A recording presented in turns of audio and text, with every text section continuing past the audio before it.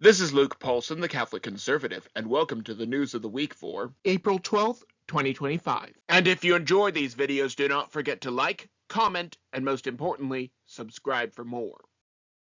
Operation Bubble Wrap. Our government has had some pretty ridiculous operations over the years. There was, of course, Operation Acoustic Kitty, where cats had listening devices surgically implanted, but the cats were not good agents. However, this one might just take the cake. The White House implemented Operation Bubble Wrap. While I do not know if this is the official designation, or if it was just an inside joke amongst Brandon's staff, it is hilariously tragic. Book after book is coming out from former staff about how Brandon was woefully pathetic in his debate prep, preferring to fall asleep by the pool. This operation was designed to keep him out of the spotlight, and away from reporters where he would say embarrassing things like, "I must be right." In truth, it is all very sad. However, let me talk about a president whom we can all be proud of. A president who gets the job done. Liberation Day. President Trump declared Wednesday, April 2nd, 2025 as Liberation Day. For years, countries around the world have been raising tariffs on American products, keeping us from selling to their people. Meanwhile, their lower quality products are sent here. The search for producing cheaper goods led to factories going overseas to avoid tariffs. Now, President Trump initiated reciprocal tariffs on all these countries. As of the writing of this script, the U.S. Customs and Border Protection, or CBP, collected over $200 million per day. That is $1.6 billion over a week. In the course of a month, that could be over $6 billion.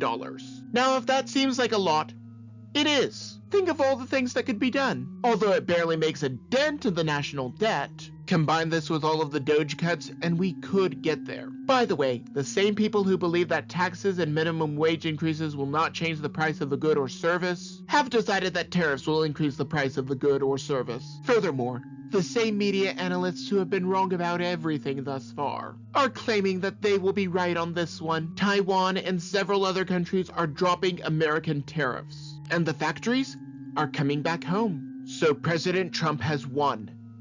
Again. The media has been against President Trump from the get-go. However, let me show you another rousing success of his administration. EPA Museum Shutdown. Imagine a museum that so few people want to go to that it would take each visitor paying $315 to stay open. That is not just a hypothetical. That is reality, as the Environmental Protection Agency had one such museum. Now the worthless thing is being dismantled by EPA Secretary Lee Zeldin. I am not sure why the EPA needs a museum. After all, the predictions of these alarmists have failed over and over. 3 weeks later. And over and over. Many months later. And over and over. So much later that the old narrator got tired of waiting and they had to hire a new one. And over again. After all, President Trump and Elon Musk ended global warming. Global warming. Something that will kill us all, even if the models have never come to fruition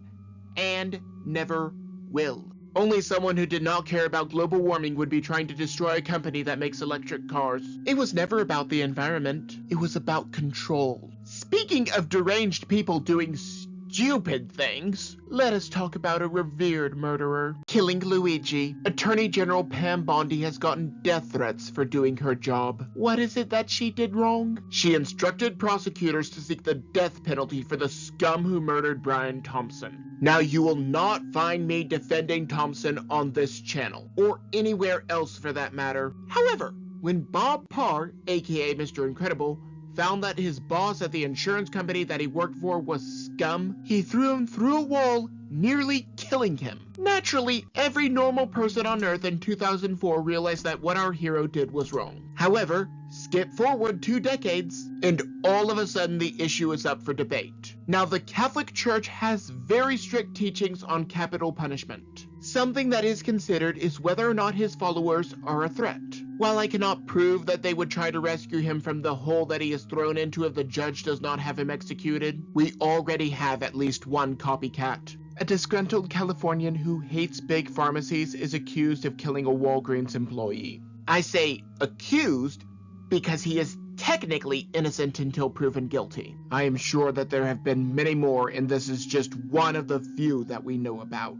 If the killer of Brian Thompson is executed, it might just send a message to all of his followers. America now stands for law and order. I hate talking about news like this, but sadly it is a part of the job. As such, I take you to another shooter. Transgender Shooter. The Covenant School shooter is in the news again. Her diary reveals that an elementary school was targeted because the kids would not put up a fight. This female shooter was also blatantly anti-Christian. However, the liberal media at the time was more upset about misgendering this killer. Truly sick, as 3 adults and 3 children were killed. But we cannot risk misgendering the killer. One fact, and one fact alone, is crystal clear. People who want to kill will kill. Disarming everyone else is like not eating because your neighbor is fat. Like I said, I do not like talking about these stories, but the facts are what the facts are. People who were confused like this used to get treatment, but now they are celebrated. However, that praise is not going to be universal. Surrendering in fencing. A female fencer refused to compete against a male fencer. Now, if we lived in a normal world, the male fencer would go to compete with the other men, and the female fencer would compete against the other women. However,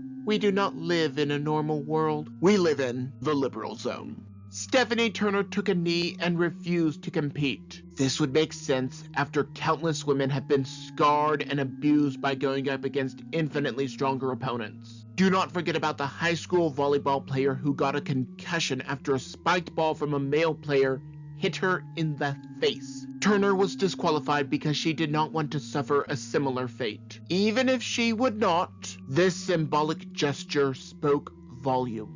Men have no place in women's sports. Now, Miss Turner is probably going to keep the loss, but it may also go to court. Speaking of court, let us go to the Supreme Court. SCOTUS approved deportations. The Supreme Court has handed President Trump a major victory. Recall that one district judge ruled against President Trump, and thus unilaterally decreed the policy for the entire nation. This judge decided that President Trump could not deport all of the criminals who broke into America, and who were committing unmentionable crimes. The highest court in the land, in a 5-4 decision, with Amy Coney Barrett siding against the American people, decreed that President Trump can continue to get rid of all of these criminals. And now he may be able to go even faster. After all, I'm sure that some of the more connected illegals are using legal loopholes, which will be harder as the Supreme Court has set a legal precedent. Even so, now 2 branches of the federal government are following through on this, and I'm loving it. However, this is not the only victory that President Trump has gotten through SCOTUS. The second involves all of these government employees who need to be fired.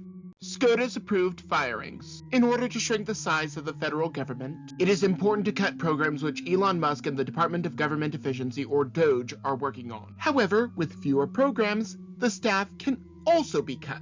In a 7-2 decision, 16,000 probationary employees remain fired. The Supreme Court ruled that the case was brought by non-profit groups that would be affected by the cuts. However, this was insufficient cause to reinstate the employees. I am sure that all of these government employees could find work in one of the factories that are returning to America as a result of this so-called trade war. Either way, I do not care as much about a thief losing his job. Now, there is a lot more fraud that needs to be uncovered, but Musk's team is on the job. DOGE and the deleted files. The United States Institute of Peace, or USIP, held off DOGE for a day. In that time, they are accused of deleting a terabyte of data. For reference, a terabyte of data is roughly around 500,000 novels, assuming an average novel is about 2 megabytes. Roughly 250 million photos, assuming an average size of 4 megabytes per photo. Approximately 500 hours of high-definition video, assuming 2 gigabytes per hour. About 200,000 songs, assuming an average of 5 megabytes per song. This is why DOGE employs hackers and not lawyers. The so-called DOGE bros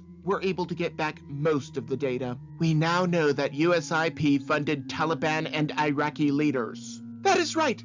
They were literally funding the enemy who is trying to kill our soldiers. There is also this photo that recently surfaced. It is certainly interesting if I do say so myself. How many soldiers have died because of what USAID and USIP have funded? I wonder what the punishment is for deleting all of those files. Whatever the punishment is, it is not strict enough. However, let us go back to some of the work that President Trump is doing directly. I mentioned President Trump's tariffs at the start of this video. As such, let us look at another aspect of this policy, the dreaded R word. The words recession and depression get thrown around a lot these days. Some on the left are saying that President Trump is leading us into a recession, which will then lead to a depression. I am honestly not so sure about that.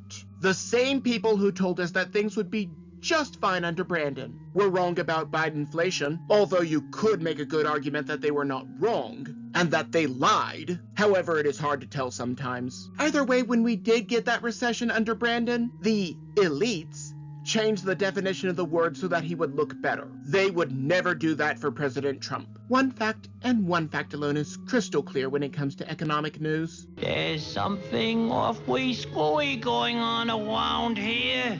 And despite making everything better, paid protesters are still targeting President Trump. Hands off protest. The newest protest of liberals is called hands off. Just like I reported last week, these protesters are being bussed in and or paid to be there. It is honestly getting ridiculous. When someone goes in to interview them, they are chased down and accused of touching the protesters. Again, this is projection at its finest, as this is what the paid protesters are doing to them. They are holding up signs saying that they are fighting fascism with socialism, ignorant that the biggest fascists of the 20th century were socialists. You cannot control large swaths of the economy without taking power for yourself. It is just not possible. So once again, they are speaking out of both sides of their mouths. On one hand, President Trump is a dictator who wants to control everything. On the other hand, President Trump is an anarchist who wants to dismantle the government. You cannot have it both ways. Maybe I'm just blowing smoke. Maybe I'm completely off my rocker, but that is just my opinion. And do not forget to like, comment, and most importantly, subscribe for more. But before you go,